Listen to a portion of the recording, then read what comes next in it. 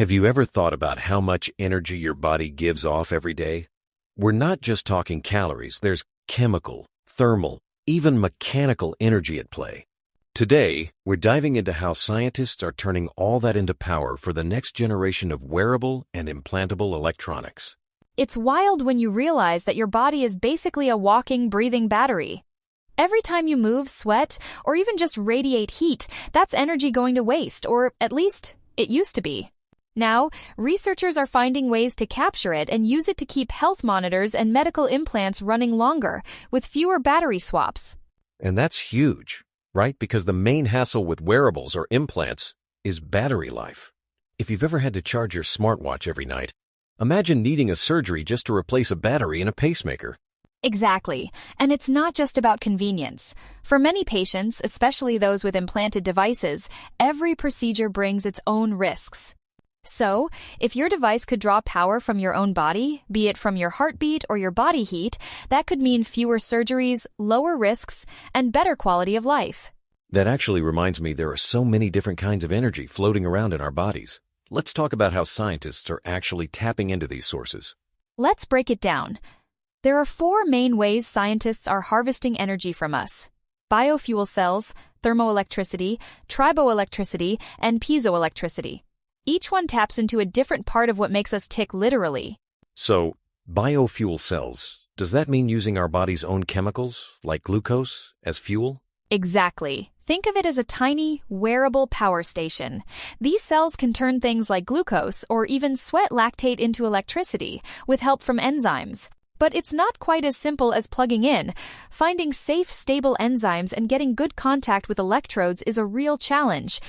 And then there's thermoelectricity, right? That's when you use body heat to generate power. I always imagine those futuristic jackets in movies. Turns out it's not just sci-fi. Totally. The trick is in the materials like bismuth telluride or special polymers that can turn a temperature difference into electricity. Wearables like wristbands are being designed to harvest heat from your skin and turn it into enough power to run sensors or even a smartwatch.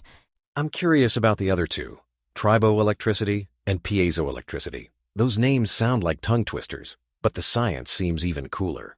They really are cool. Triboelectricity is basically static electricity. Think of rubbing a balloon on your hair.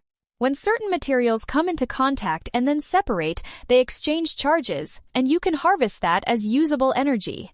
Triboelectric nanogenerators, or TENGs, use this principle to pull power from your steps or even your backpack shifting as you walk. So, could my shoes someday charge my phone while I'm out for a walk?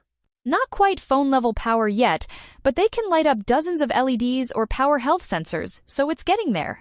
Piezoelectricity is equally fascinating, but instead of rubbing, it works by bending or compressing materials.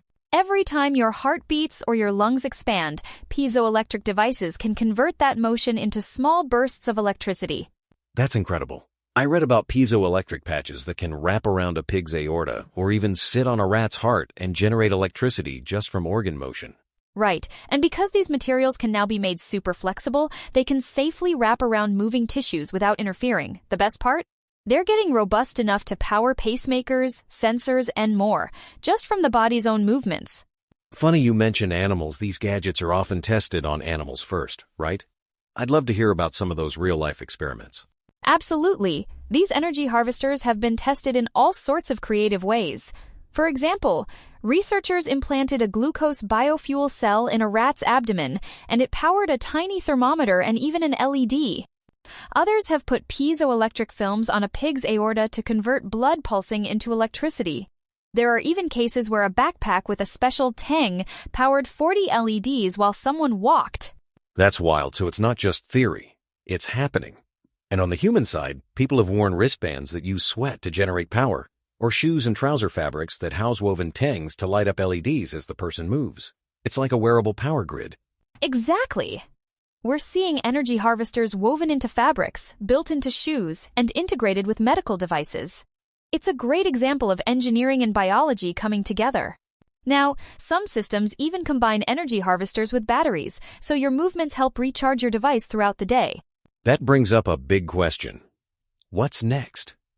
How close are we to self-powered medical implants or wearables that never need charging? We're getting closer, but there's still work to do.